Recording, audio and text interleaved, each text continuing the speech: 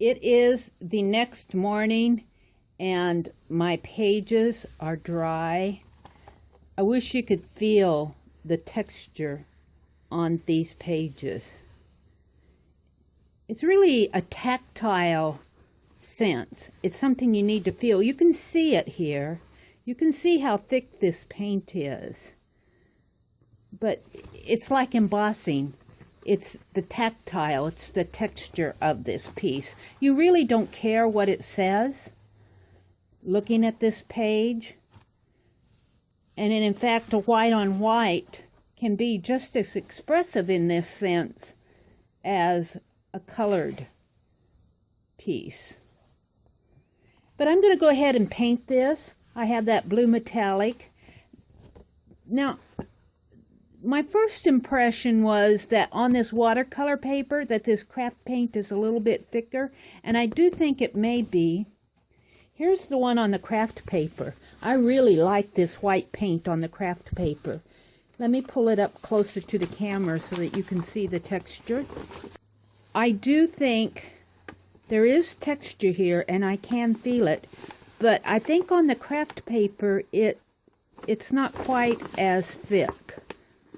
Maybe the craft paper absorbs a bit more of the paint. I can still feel the texture, but it's not quite as thick. Now, I'm going to go ahead and paint this one too. I don't think I'll paint it blue. I think I'll go with gold on this. We'll see. I might experiment with different colors. We'll see when I get there. I haven't decided yet. But I'm going to go ahead and paint the watercolor one.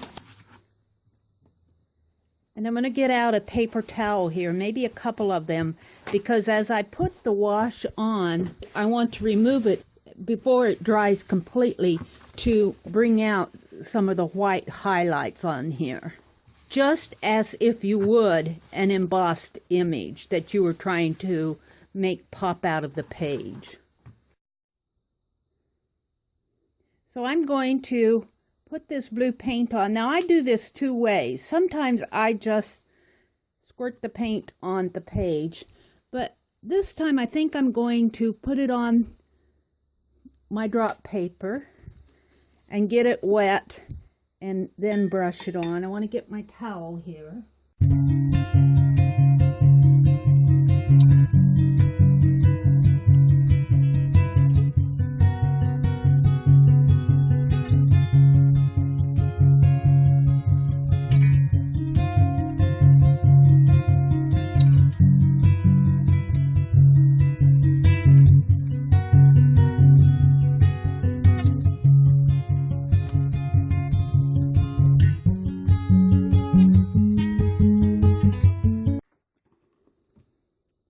See the words here? I've got a light source up here. Because it's metallic, it's going to shine off on this side. I have Ranger's archival ink. It's a sepia color. Let's go over some of this. Oh, I'm liking that. Let's just go over this. I'll leave this half in the white. Just maybe distress this half. Ooh, very cool. Hey, I'm liking it myself. I'm going to do some black. Let's try the black.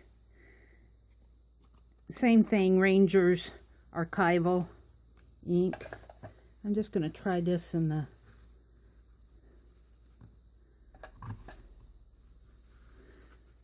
maybe in the corner up here.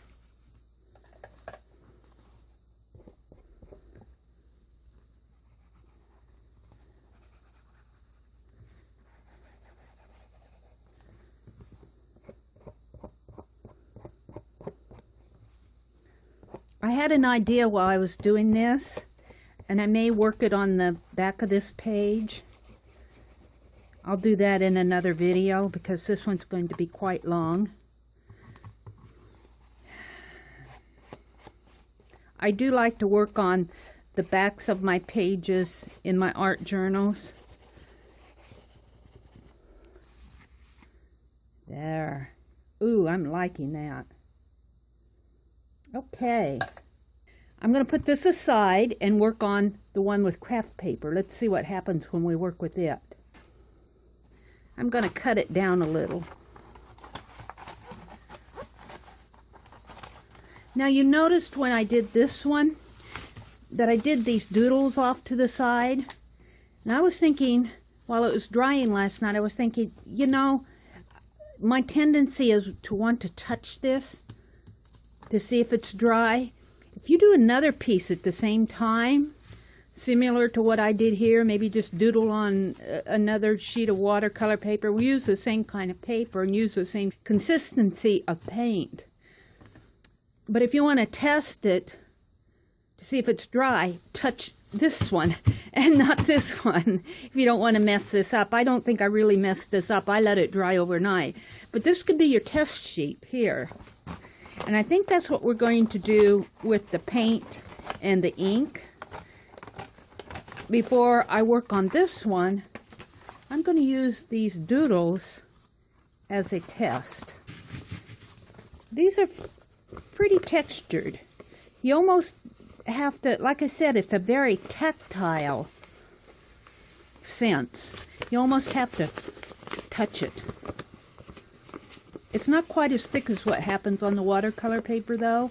I do think that the paper affects how thick it goes as it interacts with the paint, but I do feel a texture on it. Shall I use the glue paint and see? I'm hesitating here. Let's see what's on my brush.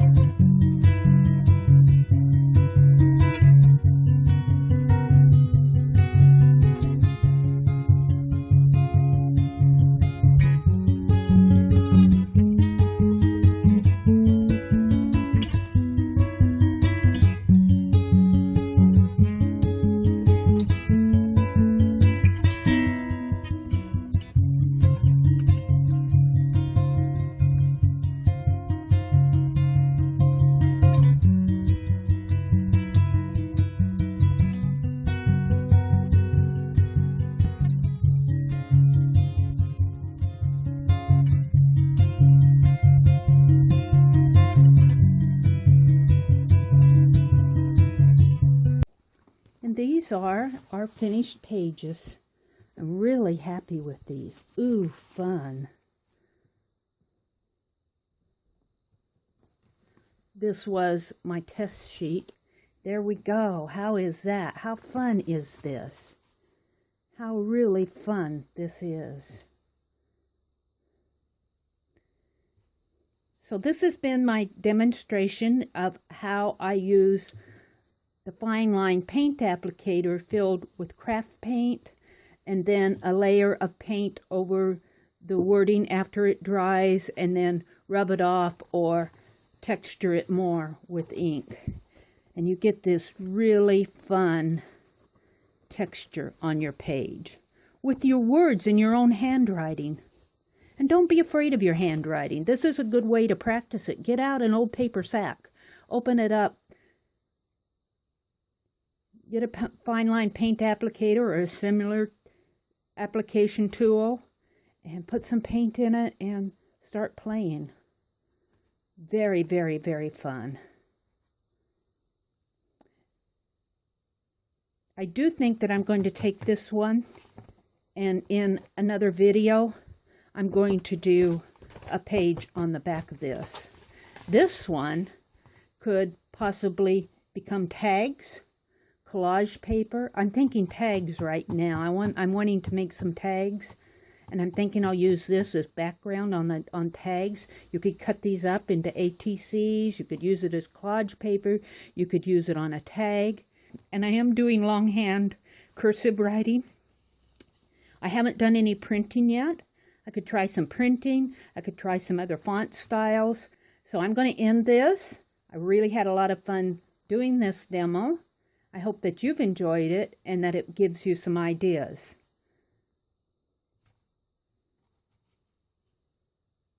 I will see you on the next page.